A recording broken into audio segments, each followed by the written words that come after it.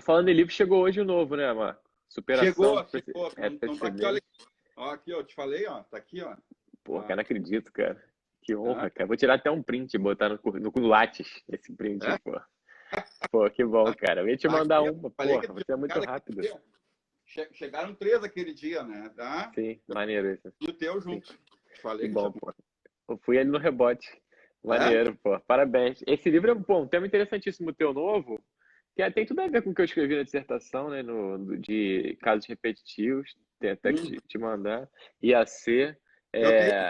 é, eu sei como é que tu consegue comprar todos, cara, esses livros, cara, pô, fico envergonhado de não mandar, eu ia te mandar, não tem mais nada pra mandar umas revistas aqui, tem as revistas de casa aqui, que da minha mulher, umas coisas maneiras, eu posso te mandar, porque, pô, não é possível, cara, o cara é uma máquina, lê tudo, pô, Não, não. e, Compro.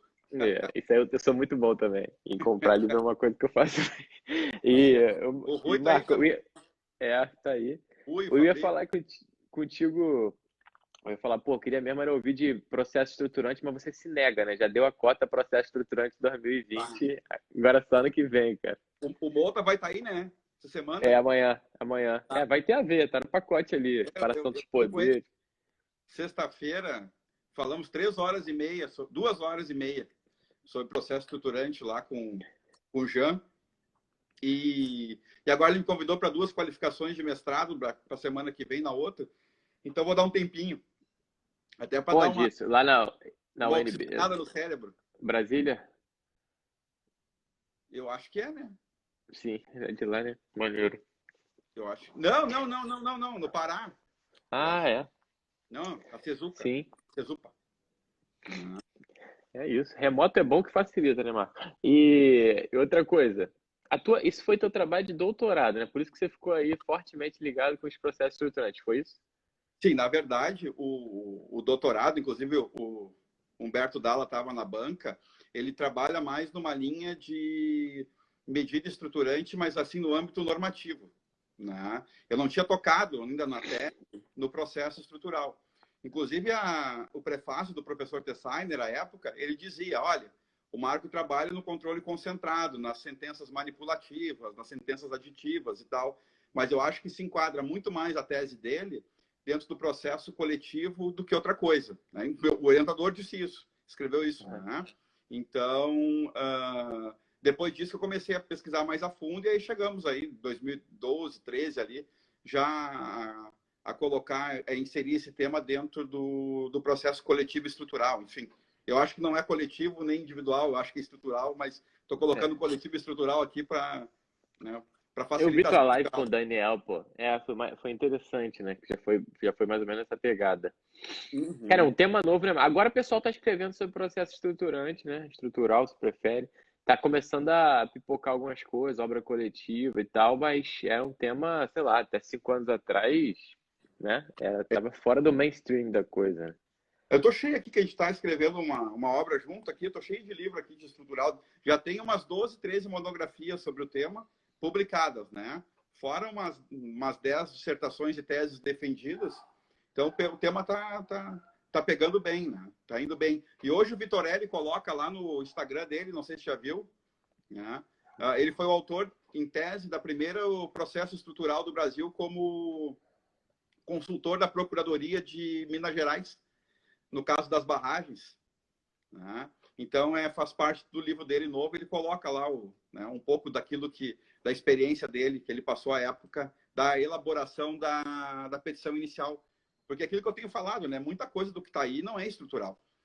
O litígio é estrutural, o processo não é estrutural. Sim, Né? Embora haja um litígio que teoricamente seja estrutural, né, o processo em si, né, continua igual. ele entorta, e é por isso que a ministra Nancy Andrighi, há 15 dias atrás, disse, olha, volta que isso aqui é diferente. Volta que isso aqui é novo. Vamos estudar, porque não adianta ficar julgando processo, ou não adianta ficar julgando litígio estrutural num processo que não se trava o diálogo, não se trava um plano, não tem nada a ver com aquilo que a gente tem estudado. E aí tu começa, né, José Roberto, a gente começa a inchar o instituto que a gente quer criar de coisas, de críticas. Né? Eu chego, alguns amigos mandam, né? Eu dei uma sentença estruturante hoje, alguns juízes. Não foi, né? Não dá para dizer que foi estruturante porque não foi dentro de um processo estruturante, né? Que tinha aquela finalidade, enfim. Então, eu estou brigando muito contra essa nomenclatura de jogar tudo na conta do estrutural, porque eu vejo cada vez mais as críticas de protagonismo, né, de ativismo, chegando onde a gente está trabalhando exatamente para elas não existirem. O juiz não é ninguém dentro de um processo estrutural, praticamente. A voz do juiz ela é diluída dentro de todo o diálogo com os demais poderes do Estado e com a sociedade civil. Tu tá me puxando para o estrutural, né? Não, eu gosto, pô. É bom que eu já jogo aqui, eu já tô aprendendo, cara. Eu aprendo contigo muito isso. É interessante. Porque tem aquela ideia de que no. Mas a gente vai chegar no sistema professor. Aquela ideia de no processo coletivo tem a preponderância, né, inquisitorial, uma maior participação do juiz, que sempre repetiu isso. Eu acho que a galera joga no mesmo pacote do processo estrutural, justamente porque acha que o litígio é estrutural, essa leitura, pô, é perfeita. E o Vitorelli deu uma contribuição boa com aquela nova classificação dele, né? Ajuda também a entender. Mas o processo estrutural, é que é engraçado, o processo civil, né, Marco? Às vezes tá numa linha de atipicidade hoje, né? Tem muita margem, mas a verdade é que a gente, em geral, ainda encara muito como um ramo público, indisponível, o juiz, né? A velha discussão, a atuação do juiz.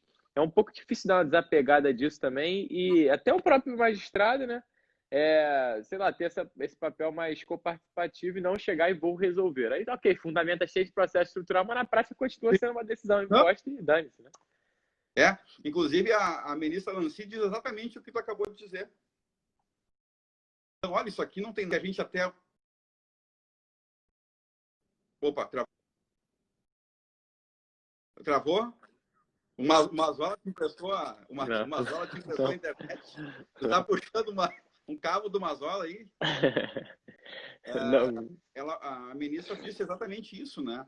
Que, pelo que ela vê, pela ótica que ela está vendo, nada do que a gente viu até hoje sobre processo inquisitorial e adversarial responde ao que ela estava vendo ali.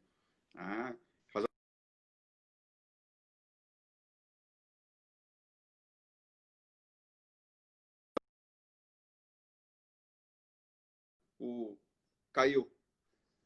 Caiu? Sim. Caiu? Não, é que meu irmão tava me ligando. Meu irmão inconveniente estava me ligando, eu já botei no Wi-Fi, agora vai. Tá, é nessa linha, né? De reinstruir o processo com o diálogo necessário, né? Com os agentes públicos e com a sociedade civil. Isso está tudo lá. Ou seja, vamos dizer o seguinte, a ministra Nancy entendeu o que é o processo estrutural. O que a gente precisa saber, o que a gente precisa é que as cortes inferiores e os juízes de primeiro grau também, né, compreendam que é uma coisa nova. Na verdade, é aquilo, né? O artigo 31 ou 32 do projeto de lei, que teoricamente seria do processo estrutural, trabalha na possibilidade da criação de varas estruturais, né? Porque, né? Porra, isso é importante. Qual o juiz que vai querer ficar com um processo desse em que as decisões são mínimas, né? Em que há abertura, é quase como um mediador do diálogo entre Estado e sociedade civil. Então é uma coisa meio complicada. Como é que ele vai pontuar no CNJ? A gente quer dar 100 sentenças em meia hora clicando no botão do que trabalhar num processo estrutural. A própria recuperação da Oi já há muito, né? Já há muito é um processo estrutural. Em tese, né? Em tese. Por causa do debate, do diálogo. Eu não falo toda a recuperação judicial, porque eu sou administrador, tem uma aqui que eu estou administrando agora com 8 credores, que eu não posso dizer que é estrutural, né? Não tem complexidade nenhuma. O cara tem que pagar e ponto, né? Lógico. Agora, a da Oi, não. A da Oi né, já passa por essa hipercomplexidade, essa teia, né, que existe dentro da noção do processo estrutural, enfim. Né? É bem interessante o tema e a gente pode fazer outra, né? Só que é o seguinte, né? Quando eu falo em estrutural, a audiência cai, porque ninguém quer saber, né? Não, pô, mas é um tema, porra, altíssimo. Vai começar a pipocar isso aí em concurso, cara. MP, Defensoria, vai começar a pipocar e pronto, rapidinho o pessoal vai querer saber. Ô, Marco, mas e aí entrando no nosso tema, cara, no processo estrutural, a gente. Ó, o Márcio aí, Márcio Faria também tá me devendo uma live de desjudicialização da execução, né? Dizem que o rapaz sabe tudo agora disso. O pós-doc dele é sobre isso, né? Exato, E. Ô Marco, a tutela provisória, ela é um traço marcante do processo estrutural sim ou não necessariamente, porque a gente pensa naquela ideia de construir um plano de longo prazo, mas esse plano também, de repente, não vai ser resolvido só com uma decisão do juiz, e aí vem aquele outro problema da inefetividade da decisão, que também não adianta mandar construir. Não, agora Sim. que haja leito de UTI para todo mundo e pronto, é aquela decisão que não vai ser cumprida mesmo, então também não estrutura nada, né? Fica um negócio Uhum. retórico. Então, para fazer essa transição para tutela provisória, qual o Tá. papel da tutela provisória lá? Na verdade, assim, ó, esse projeto de lei que foi feito, né, pela mão da professora Ada, pela mão do professor Caçu, pela mão da professora Suzana Henriques, enfim, é um projeto que tem muita coisa boa e muita coisa ainda que precisa ser trabalhado, né? Então, ela tem a previsão dentro do projeto do juiz poder, enfim, né, determinar tutela provisória, né?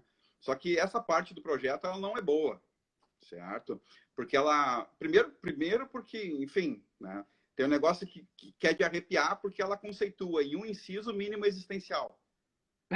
Ou seja, o projeto de lei, no inciso, lá não sei de qual artigo, acaba conceituando o que é mínimo existencial. Resolveu o problema, Uma lógico. coisa que a gente tem 300 livros aí dos maiores constitucionalistas do país, né, e mesmo assim é de complexidade total a sua conceituação.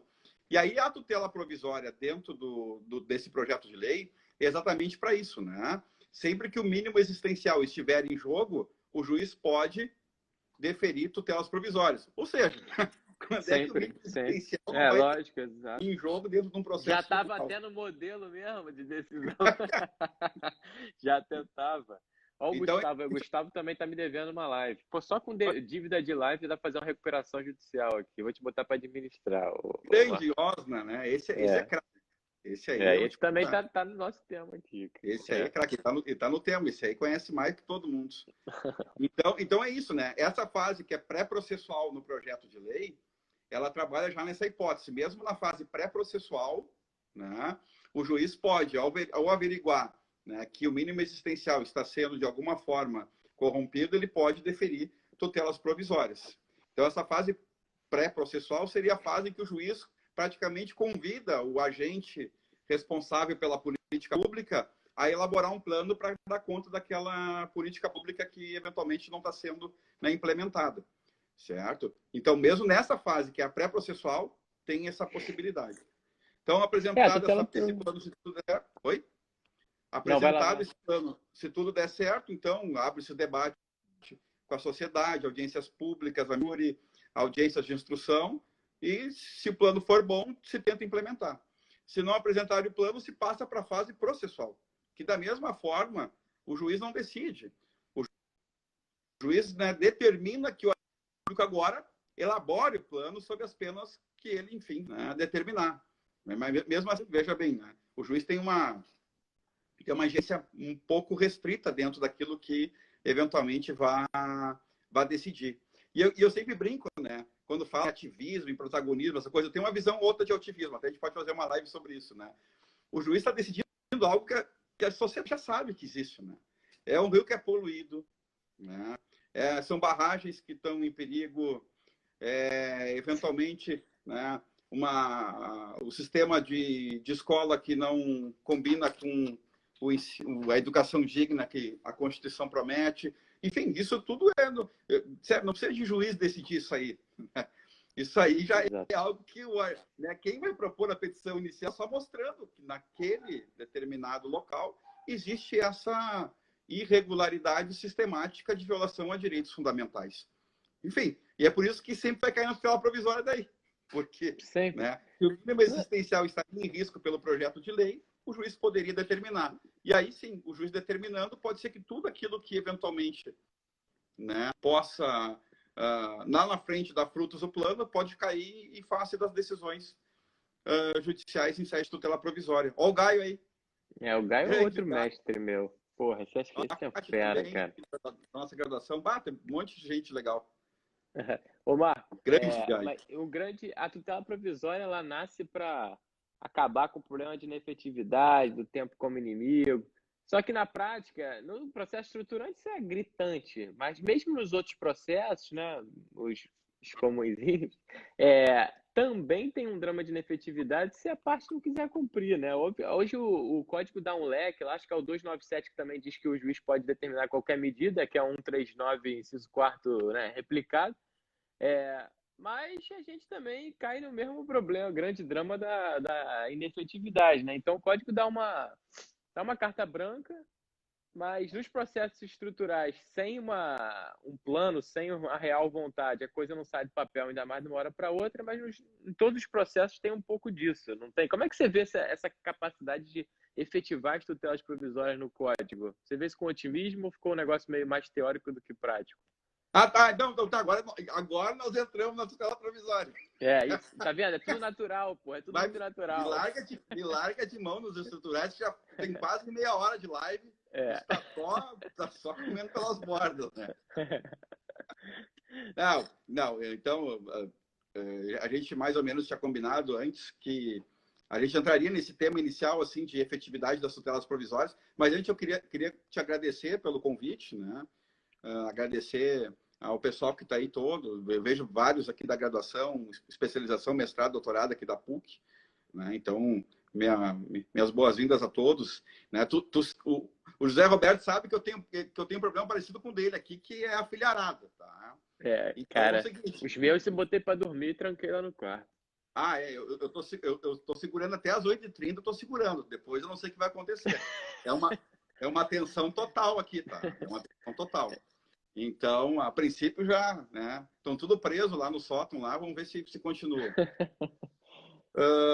E realmente, né? Não vamos entrar na parte mais, né? Assim, ilustrativa das tutelas provisórias, ali como é que elas se dividem, subdividem, né? E a gente pega uns temas assim meio aleatórios e acaba conversando. E um dos temas iniciais que a gente tinha combinado de falar exatamente essa questão de como é que eu vejo as tutelas provisórias.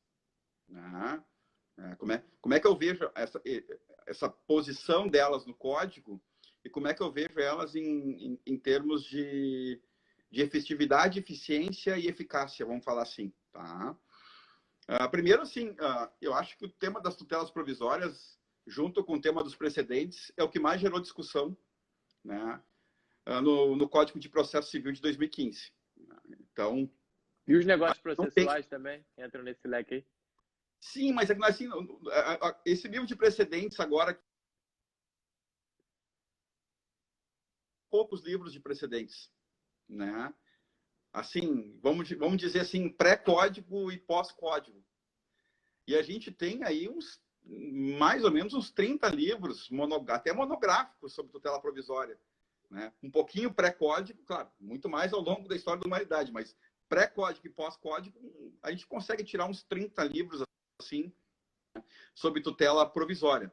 Então, negócios processuais, a gente tira uns 10, 12, 15, enfim. Né? Então, eu acho que também é um dos temas principais, e isso o Fred anunciava já muito antes do código, que ia ser um dos principais pontos, né? De discussão da doutrina, essa questão de limitação dos negócios processuais, até onde pode ir. Mas eu acho que ainda tutelas provisórias e precedentes são os dois que, assim, despontaram mesmo, né? Na questão de artigos e monografias defendidas. Né? Então, a gente vê dois grandes pensamentos, até a gente estava conversando antes. Né? Tem aqueles que odiaram as tutelas provisórias, né? E tem aqueles que idolatram as tutelas provisórias. Né? E tem aquele que é o centrão, né? Tem o meio termo. Certo? Sempre tem o meio termo. Né? Hora cai para um lado, hora cai para o outro. Né? Então, a gente pode ver livros assim em que se anuncia a maior tragédia da história do Código de Processo Civil. Isso tem escrito, né? E tem gente que, olha, era tão bom e podia ficar muito melhor. Era só tirar a questão, né, da fungibilidade e ter uma tutela de urgência única. Se era para facilitar mesmo, né, vamos facilitar ao grau máximo, né? E eu acho que eu vou por aí. Né? Eu estou indo nessa linha aqui. Eu não estou negando absolutamente nada do que foi produzido ao longo do século passado, né? Por tantos autores que a gente, enfim, acabou estudando e conhecendo, de jeito nenhum, e nem todos respeitando. Porque a quem critica que não foram ouvidas as vozes do passado e tal, tal, tal. Então, eu acho que tanto foi ouvidas as vozes do passado que ficou tão fácil assim. Sim. Eu acho que a ideia era a facilitação. E quem faz essa crítica, Zé Roberto, eu acho que pelo menos tem que dizer que a comissão de juristas pensou assim. Acho que isso é o mais importante. A comissão de juristas, né, prometeu um código funcional. A comissão de juristas prometeu um código simplificado, né, cuja tutela dos direitos tivesse o mínimo de obstáculos possíveis. Então, isso foi a promessa lá da exposição de motivos anteprojeto do Código de Processo Civil Brasileiro. Se isso foi, né, uma das promessas, ela se consolida no título e no capítulo ali das tutelas provisórias do artigo 294 ao 311. Porque está fácil demais. Né? Sim. Tá fácil compreender o capítulo. Opa, travou? Eu tô te ouvindo aqui. Ah, mas eu Não, eu tô te travei. ouvindo. Deu uma travada, mas a internet volta aí. Vamos ver. Agora foi. Elas provisórias dentro de um processo. Olha só, seco, né? Vamos fazer uma ressalva. A gente acha que ela deve ser compreendida. Então eu fico nessa, né? Se eventualmente a pergunta passa pelo norte de se ela vai dar efetividade ou não à decisão de tutela provisória de urgência ou de evidência, vai passar em como nós vamos compreendê-la, né, pela sistemática do código.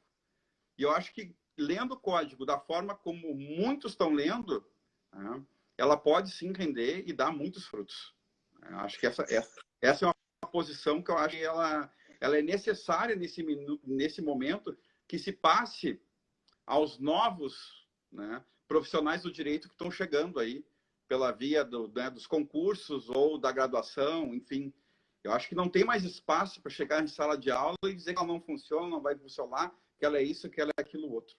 Eu acho que a gente tem que partir do pressuposto de tentar demonstrar como que a gente compreende ela da melhor forma possível, para que eles possam aplicar lá na frente da melhor forma possível. Tá? E isso se faz lendo o código sistematicamente.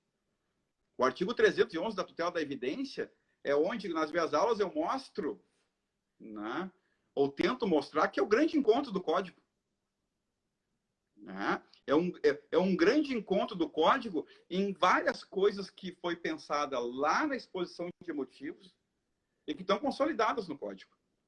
Pega, por exemplo, a tutela de evidência. Né? Se pegar o inciso primeiro, tu vai ver todo o ambiente comportamental, que já existe, né? Já tinha o 273 antes, mas está ali agora na evidência, né? Todo o ambiente comportamental que o código pede para existir a partir da normatividade fundamental. Se tu pegar o inciso segundo, por exemplo, do tutela de evidência, tu pega toda a ideia da unidade do direito. Se tu pegar o inciso quarto da tutela de evidência, tu vai pegar todo aquele manancial que o código pede de confiança nas relações lá de direito material. Né? De dar, né, dar guarida à vontade das partes também no plano do direito material. O que elas fizeram, o negócio realizado e o negócio comprovado dentro do processo, gera tutela de evidência. Se o réu não opor, enfim, de alguma forma, nada que possa ferir. Razoável. Né? E o inciso terceiro, né? Isso. E o inciso terceiro, na verdade, a gente sabe que tem ali toda uma, né, uma ideia econômica por trás do inciso terceiro, até porque quando o Supremo retirou a prisão depositária infiel, né, as instituições financeiras que trabalham com esse tipo de contrato precisam de uma garantia também para largar fomento dentro do mercado. E o inciso terceiro, a ideia mais é essa também, né? É dar evidência àqueles contratos, enfim, que teoricamente foram retirados da prisão civil. Né? Então, tem muita coisa em jogo ali no 311, na tutela de evidência, que é importantíssimo. Né? E que parece que a gente fica discutindo outras coisas, né? Ao invés de demonstrar que por ela o código é explicado. grande parte do código pode ser explicado por elas. O 311, é interessante essa ideia, o Marco, de ser um grande encontro mesmo. Primeiro só, quanto à sistematização da tutela provisória, o que você falou, ficou muito fácil. Eu imagino para você que está aí na docência há tanto tempo, fica de camisa, pelo amor de Deus. Tá na docência... Daqui a pouco eu tô molhado, suado aqui. Tá na docência há tanto tempo, você viu a evolução da tutela provisória no código passado, e foi ficando, ok, tivemos uma evolução, mas foi ficando aquela coisa até difícil de analisar a natureza jurídica, aquele livro das cautelares tinha de tudo, tinha o que era cautelar, o que não é. Isso foi uma enorme simplificação do código atual, né? Ele dá uma flertada lá com o código passado, que é no 301, né? Quando fala da... Mas, assim, ó, galera, aquilo lá ainda tá podendo, simplesmente eu não vou ficar explicando. É isso, né? Usem aí as medidas necessárias e ótimo.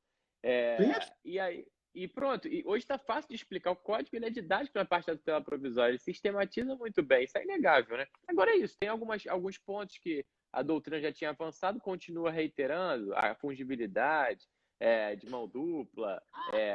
O código ele fala da antecedente, da cautelar para antecipada, né? Mas a vice-versa também. E da mesma, a incidental também por motivo maior, porque não tem procedimento específico. Então, a verdade é a seguinte.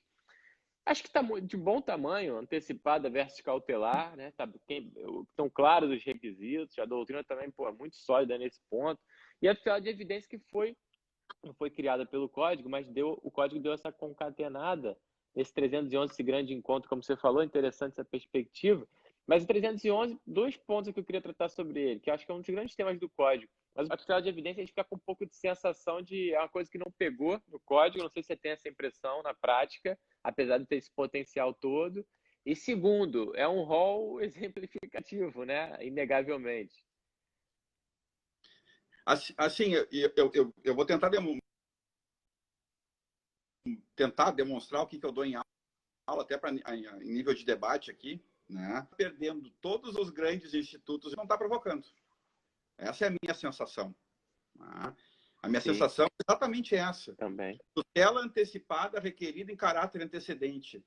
Tá louco? Né? Ninguém vê.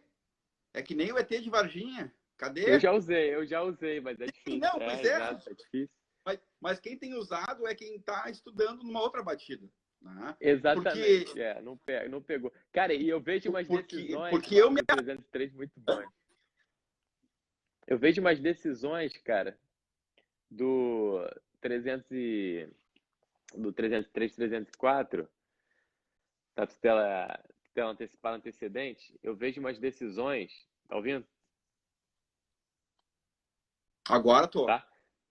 Então, às vezes a parte pede tutela incidental na petição inicial, aí o juiz dá um despacho, cara, que alguém passou para ele, do 303. Fica um negócio que eu leio assim, amigo, às vezes eu falo, cara, eu não vou discutir com isso aqui com o maluco, não. Deixa eu seguir isso aqui, porque, meu irmão, se eu for resolver explicar, ferrou. É um negócio estranho, mas poderia resolver tanta coisa, né? Mas, de fato, quem não está estudando aí, não usa. Como é que o advogado que não está estudando e não vai confiar que eu vou poder fazer uma petição inicial simplificada? Bem, eu mesmo como acadêmico, né, e estudando em nível de graduação, especialização, mestrado, doutorado, eu me sinto intimidado de ajuizar uma petição inicial simplificada do 303. Né? Eu me sinto, parece um pouquinho, como é que eu vou ajuizar isso aqui frente ao meu cliente? Como é que, se eventualmente alguma coisa der errada, né, eu vou explicar alguma coisa? Então, a gente não está, de forma alguma, né, dando a máxima eficiência a esse tipo de tutela exatamente por medo. Então, o que eu faço? Eu faço a petição do rito comum e peço, né, a tutela antecipada. Né? E eu vou me arriscar né, em todo o devido processo legal, apostando na coisa julgada. Porque eu nem sei o que é estabilização. Isso que eu ia te perguntar também, Marco. Como é que tu enxerga estabilização versus coisa julgada? Outro grande ponto, cara, para nossa live aí. Eu acho a estabilização sensacional. Eu acho a estabilização sensacional. Mas é óbvio que ela só pode ser um instituto altamente diferente da coisa julgada. Que ela só tem semelhanças por causa do prazo e por causa que, de alguma forma, né, algumas coisas vão se tornar imutáveis durante, né, durante o tempo. Por quê? Porque eu não consigo, de forma alguma, compactuar com a ideia de que a coisa julgada, que é, enfim, que é transformada em coisa julgada após todo um devido processo legal, né, seja sequer parecida com algo que pode ter vindo de uma petição inicial simplificada e que nem aditada foi, às vezes, para poder estabilizar. Sim. Ou seja, tu vai estabilizar uma decisão judicial frente a uma cognição sumária face a uma petição inicial simplificada. Né? Enquanto que na coisa julgada, tu tem todo o devido processo legal com todas as suas garantias, todas as suas técnicas inerentes, todos os seus graus recursais para poder chegar àquele instituto. Ou pelo menos tu tem a chance de ter, né? Então não tem nem, né? Na verdade, ela veio para resolver problemas. Já apagar fogo, né? Por isso que eu acho que a decisão da mitigação do artigo 1015, ela não se coaduna com a ideia do Código. Ela não se coaduna com a ideia da exposição de motivos do Código. Ela é uma resposta, né, dada porque, eventualmente, se começou a questionar se o rol poderia ser lido de outra forma e tal. Mas, frente ao que o Código prometia lá da exposição de motivos, ela não encontra, né, nenhuma força de rebater os argumentos da exposição de motivos. Ela veio exatamente para isso. Né? Ela veio exatamente para que, em alguns casos, enfim, né, se fosse, né, estabilizada a decisão e não se discutisse mais. Muitos até, né, José Roberto, muitos até falavam que as sociedades empresárias ficariam indignadas. Então, elas adoraram. É óbvio. Elas adoraram ter que litigar. Claro. Imagina o custo disso, o custo da litigação dentro de um processo. Né? O custo financeiro que é contratar e depois que tu contrata, aí tu vai brigar. E aí tu vai recorrer da sentença e tal. Olha, já que é matéria já pacífica. Bota no papel, acabou. Fora, paguei minha conta e deu. Né? Em termos financeiros, foi muito bom para as sociedades empresárias. Enfim, não vejo, assim, nada que macule, né, de morte, né, a estabilização. Vejo ela como um instituto que também, de alguma forma, não tem saído os melhores proveitos pela falta de utilização do artigo 303 caput. E realmente só vai acontecer, né, de a gente saber se o instituto vai dar certo ou não, ou a técnica dá certo ou não, se a gente começar a utilizar e, eventualmente, né, se for confirmado nas instâncias superiores aquilo que a gente precisa saber para dar unidade, né, ao nosso direito. Mas no STJ já tem decisão quanto à estabilização, a questão da contestação, do agravo. Já tem decisão para os dois lados, né? Quer dizer, um outro drama que já compromete o funcionamento ab início da coisa, né? O que você acha disso, Marco? É um dos grandes dramas da tutela provisória do Código, né? Essa mutação da... Mas é isso, toda né? semana, todo mês na Repro tem um artigo sobre isso, cara. Mas é exatamente isso, né? A gente está batendo cabeça com coisas que não deveria estar batendo a cabeça. Pô, tá escrito, né? Essa mutação que está acontecendo do Código de Processo Civil olha só, em locais estratégicos pensados pela comissão, tem retirado aquela áurea que a gente tinha do Código, inclusive para dentro da sala de aula, né? Não sei nem como é que se explica mais algumas coisas. Quando eu vou dar lá a interposição do agravo, lá eu fico com medo de dar aula.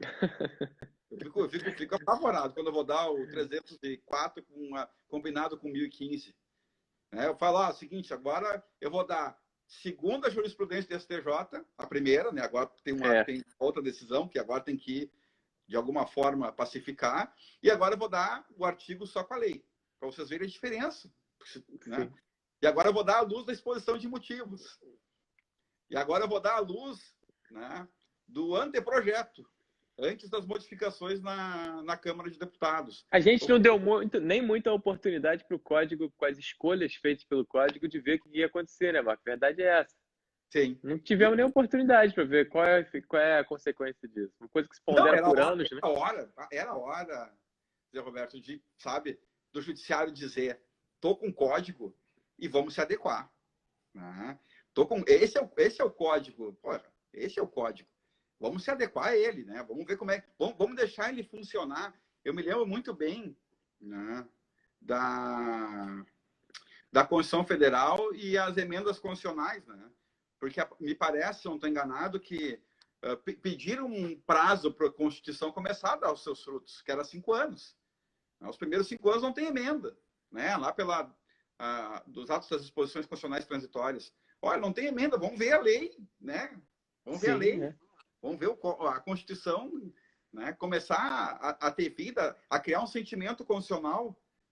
Agora nós temos uma virada, né, totalmente estratégica e paradigmática dentro do prazo da vacatio legis do Código do sistema recursal. Sim, que ficou bambíssimo, tão bambo a ponto da reclamação não caber na STJ. É um negócio, cada semana uma emoção diferente. Sério, sério. Eu não sabia nem qual era a vacatio legis da lei. Da lei. Qual era? Mas enfim, né? Porque ela modificou bastante. Agora a vacatio dela vale quando? Vale no final do código, da vacatio do código mesmo, ou ela tem uma vacatio também? Porque, enfim, foi na vacatio do código. Enfim, mas ali mudou bastante já, né? Já começou a ver ali a ideia de que o código ia ter muita influência, né?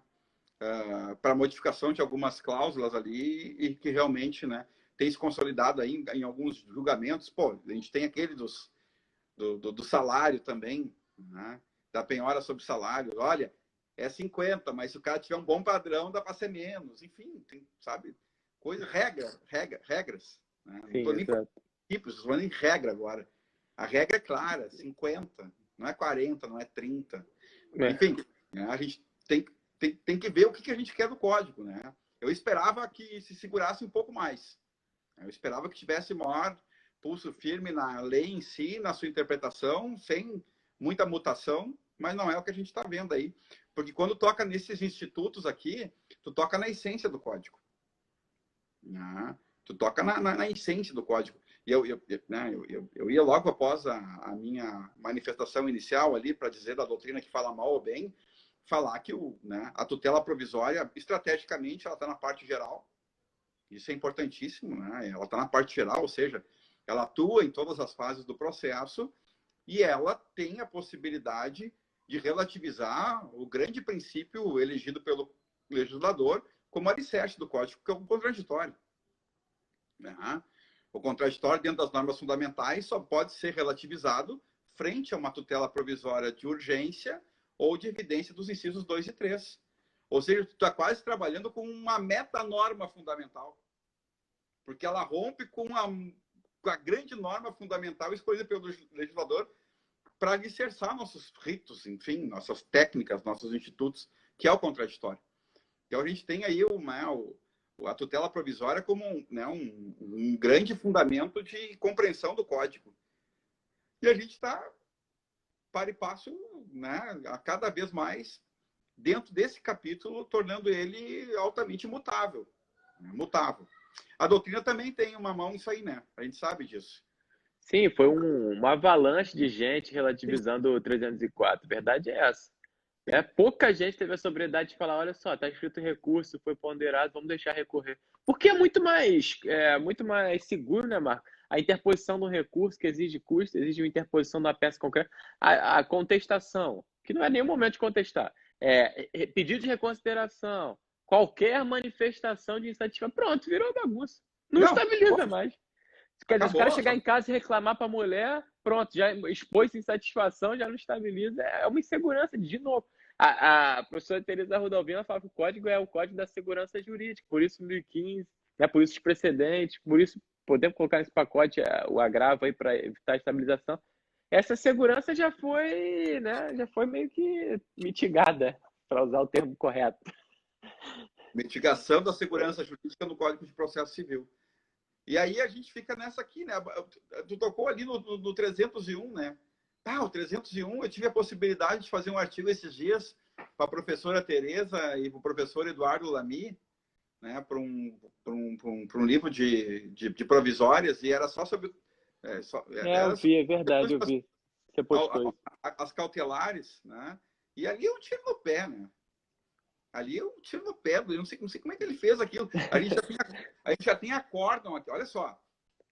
Eu tenho que fazer a leitura. Eu faço a leitura pela exposição de motivos. Eu gosto muito de palestrar sobre a exposição de motivos. Ninguém acredita, né? Escolhe teu tema, exposição de motivos. Não, escolhe teu tema logo para não dar. Os caras falam, né? Escolhe teu tema logo para não dar colisão de temas. Eu Não falo, dá, nunca deu. não dá, ninguém quer falar sobre isso. Cara, mas ali tá tudo. É verdade. Ali, aí tu, né, tu pede por um código funcional e simplificado. E aí tu mesmo falou, né? O Código de Processo Civil de 73 tinha aquele, né, aquele livro das Aquilo cautelares. era uma loucura, cara. Uma loucura. Aquilo ali era uma armadilha. Aquilo ali era uma arapuca, claro. Funcionou à época, tal, tudo, mas era uma arapuca para cada, enfim, direito material. A coisa mais burocrática que existia aquilo ali. Eu tinha que saber se era uma coisa, se era outra coisa. E aí o legislador pega, liquida com o livro das cautelares e traz para o 301 arresto, sequestro, arrolamento de bens e protesto, se não estou enganado. Isso. E aí, ou qualquer outra medida idônea. Ora, o artigo é: a tutela cautelar se efetiva por qualquer medida idônea. Ponto. Pronto, acabou, né? Ponto. É excepcional. Por quê?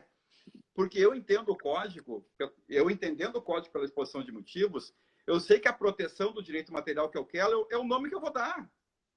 O que tu quer? Eu quero parar uma empilhadeira. Pá, ponto. Eu quero, né, bloquear os bens do José Roberto. Agora, a gente tem aqui acórdão já no Tribunal de Justiça fazendo fungibilidade, né, entre sequestro e arresto. Tu acredita? Do 301. Porque a parte ajuizou, né, a cautelar de arresto e, teoricamente, no caso que não existe mais, era sequestro. Exato. Que discussão de louco. Aí o desembargador converteu, olha, vou conhecer como sequestro, mas vem cá. Se eu sou desembargador que conheci o código, eu nem... Olha assim, ó, eu daria uma aula. Não tem nada a ver com arresto e sequestro, o cara quer bloqueio de bens. Sim, bloqueia exato. essa merda e deu. Desculpa o palavrão, bloqueia essa merda e deu. Pronto, exato. Porra, pelo amor de Deus. Né?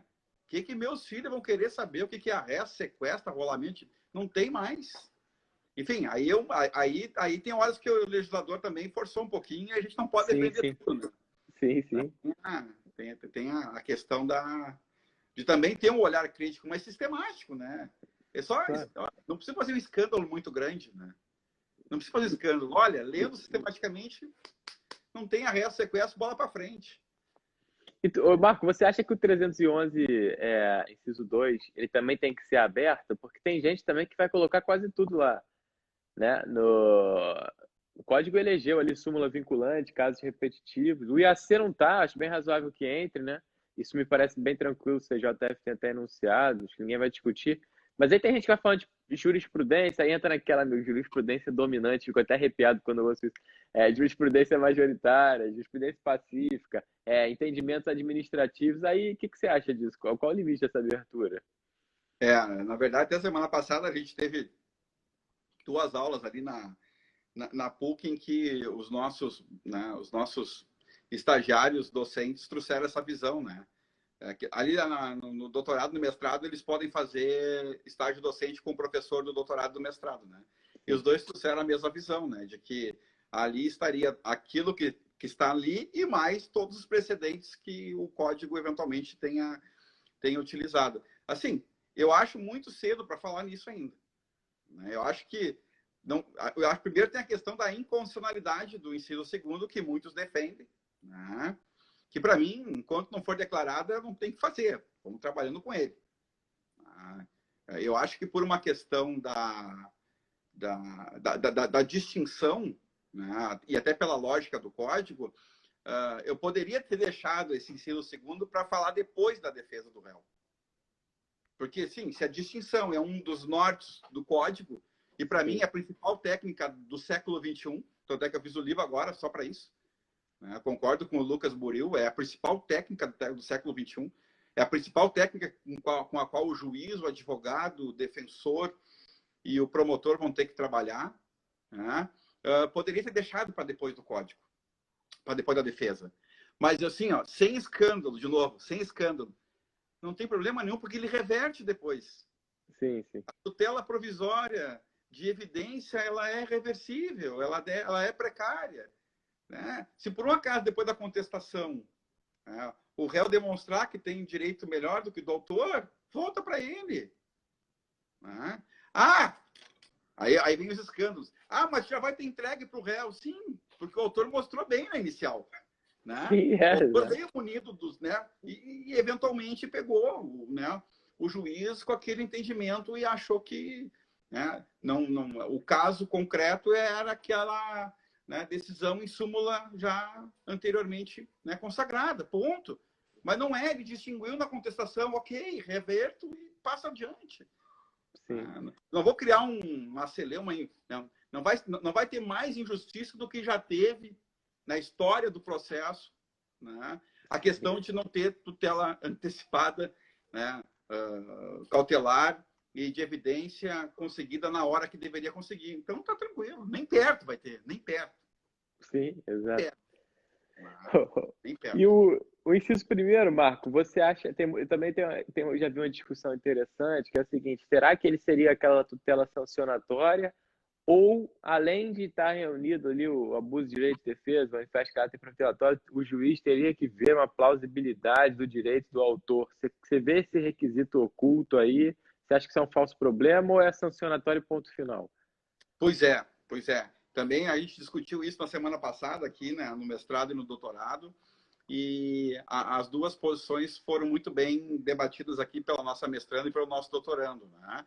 E ambos defenderam que a probabilidade de direito não dá para abrir mão, né? Não é só a questão do comportamental que eventualmente vai dar a possibilidade da pessoa, da parte, enfim, angariar a tutela de evidência para si, certo? Eu ainda acho, né? Eu ainda acho que o comportamento, por isso que eu comecei falando em comportamento, né? Eu ainda acho que o comportamento por si só, hoje, pelo rito que o código dá, ou pelo norte que o código dá, principalmente pelas normas fundamentais do processo, pode sim ser gerador de tutela da evidência, independentemente da demonstração inicial da probabilidade do direito. Né? É que, na verdade, elas estão quase casadas aí, né? Se eu vou a juízo com a minha pretensão de uma ação monitória, o réu vai lá e contesta uma reintegração só por contestar, né? É difícil desconectar o comportamento dele do fato de eu ter comprovado de alguma forma, né, que eu tenho melhor direito naquele momento. Mas, enfim, né, são exemplos que tu pode achar em ambos os lados a resposta. Eu Sim. tenho uma coisa interessante também que eu acho interessante. Eu sei que é 1 hora de live, né? Tem mais 5, 6 minutos aí, tranquilo.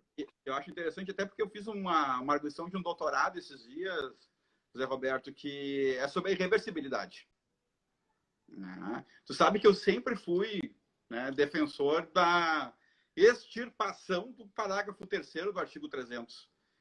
Eu achava que a gente já estava num momento, né, da história da humanidade e a gente não precisava mais, né, da questão da irreversibilidade, até porque a gente já tinha, antes do código, passado por cima disso. Sim, exato. Né? E a gente, enfim, com o artigo 8º, né, com o artigo 8º, é mais ou menos o que as razões pelas quais a gente passava por cima da irreversibilidade no Código de Processo Civil de 1973. Mas esses dias a gente estava arguindo uma tese de doutorado aqui na Unicinos, a convite do professor Darcy, do juiz, que exatamente era aquilo. Ele escreveu 1000 páginas, né, muito bem escritas, enfim, para defender a extirpação do parágrafo 3º do artigo 300. E o William Santos Ferreira, que recém estava numa live que eu estava vendo ali com o Daniel Neves, né, ele fez uma pergunta que até hoje, né, me causa, né, aquela sensação de que eu tenho que refletir mais. Porque ele, né, ele estava ali conversando com o doutorando ali, ele defendendo a tese, e o William perguntou naquela inteligência dele, que, enfim, para mim é singular, né, se retirasse o parágrafo 3º do artigo 300, não estaria se retirando, né, a grande chave interpretativa do juiz para deferimento ou indeferimento de uma tutela antecipada. Tá?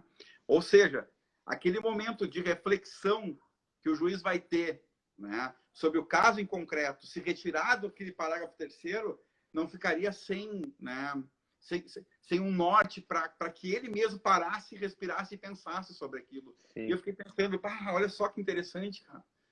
Né? Porque, né, se tira a irreversibilidade por tirar, tá? Qual é o ônus argumentativo que o juiz vai ter para deferir ou indeferir algo? Mas parem só um pouquinho. Eu tenho que passar por cima dessa irreversibilidade. Eu sei o que é, né? Eu sei que tem, né, que tem discussão em cima. Eu vou exatamente a partir do que o parágrafo 3º me dá, refletir, argumentar e justificar em cima disso. Então, essa pergunta do William me fez refletir. Foi faz pouco tempo, por isso que eu não tenho resposta ainda. Eu continuo achando que não devia estar mais ali. Sim. Continuo achando que não devia estar mais ali. Mas, enfim... Não, é maneiro. Né? É uma boa pergunta mesmo, porque a verdade é que dá uma brecada no juiz naquele impulso, né? Que ele tem que, bem ou mal, é o que você falou, se desincumbir desse ônus. Talvez uma outra saída seria consagrar aquilo que a doutrina há tanto tempo fala, talvez até elegendo um dos critérios, né? Que já é outro problema, né? A dúvida não é nem tanto a irreversibilidade, mas aquela irreversibilidade recíproca. O que eu escolho, né? Talvez o legislador pudesse ter botado a vírgula, salvo nos casos de, né? Isso facilitaria mais do que manter. Engraçado que a gente está falando aqui na live de alguns pontos que são múmias, né, do Código 73. A irreversibilidade, o 301, a fungibilidade. O legislador foi muito bem ao estruturar, mas também não teve a coragem, ou, sei lá, talvez possa ter tido uma certa preguiça de tocar nesses pontos centrais. Deixou, isso aqui a doutrina já fala, mas podia ter melhor acabado esses pequenos detalhes. Esse é um deles, né, Marco? A irreversibilidade, com certeza, né? Até né? Explicar, de repente, o que é irreversibilidade, porque não diz nada, né? Não Sim, diz o que é exato. irreversibilidade. Aí a gente fica batendo a cabeça, né? O que é irreversibilidade? O que pode ser transformado em perdas e danos é irreversível? Né? Ou somente aquilo que realmente é irreversível, né? Como, por exemplo, uma transfusão de sangue, né? Está dentro do parágrafo 3º. Vê a inteligência da pergunta do William. Se eu tiro isso, as reflexões elas se perdem. Né? Porque depois que eu faço a transfusão de sangue numa menor de idade que tem que é testemunha de Jeová, eu não consigo, não existe como, de alguma forma, eu eventualmente conseguir, né, fazer perda de nada, não tem. Diferentemente de colocar uma prótese, uma órtese, né, fazer um transplante, tomar um medicamento, né, isso tudo se converte em perdas e danos. E aí o conceito de reversibilidade, para mim, vai para o saco. É verdade. A maioria dos exemplos não são tão irreversíveis assim, isso é verdade. Sim. Uhum. Então, acho que tu podia convidar o Rui, que está nos ouvindo aqui, não sei se já foi embora ou não, para falar sobre tutela irreversível, porque tem uns exemplos bem legais, como o juiz lá do Paraná. Lá. O Rui Henrique é craque na matéria. Já fica aqui o convite aqui, ó. Já está convidado, Rui. Intimado aqui pelo Marco. É interessantíssimo que ele possa vir falar aqui das vivências dele aqui. Porque ele sempre nos dá aula aqui, tu vai vir o ano que vem, né, sobre tutela provisória aqui. Ele e o Montans, né? Os dois que nos dão aula aqui de tutelas provisórias aqui na nossa especialização. Enfim, mas é uma questão também que se tirar o parágrafo 3º, a gente perde esse debate, que às vezes é tão... E que forma, assim, né? Forma pensamentos. Né? Sim, é verdade. A doutrina teve que estruturar isso, né? E continua tendo essas discussões todas interessantes. Ô, Marco, falta 1 minuto e 20 para acabar nossa live. Eu quero primeiro te agradecer por ter aceitado o convite também, cara. Acabou que a gente foi emendando, nem te agradeci no começo. A gente tá um tempo aí tentando marcar. Pô, obrigado pela abertura também de sempre, cara. Você é um cara, porra, consagradíssimo, mas que abre portas aí para os novos processualistas, para mim. Pô, te agradeço pelo carinho aí de sempre. E, enfim, pela essa doação de tempo, que eu sei que esse horário é horário crítico com os moleques, mas, pô, foi muito proveitoso. Eu mesmo tirei várias reflexões aqui, vários pontos que realmente a gente pôde pensar junto sobre a tutela provisória no código. Então, pô, te agradeço mesmo. Foi enriquecedor. Eu que agradeço, né? E quem sabe a gente não fala mais na frente sobre estruturais. Pô, né? claro. E daí a gente, lá por agosto, daí. Até falei com o Fred hoje. Aí eu falei, Fred, só em agosto. E ele, Marcos, a gente vai falar em agosto lá. Vê? Show.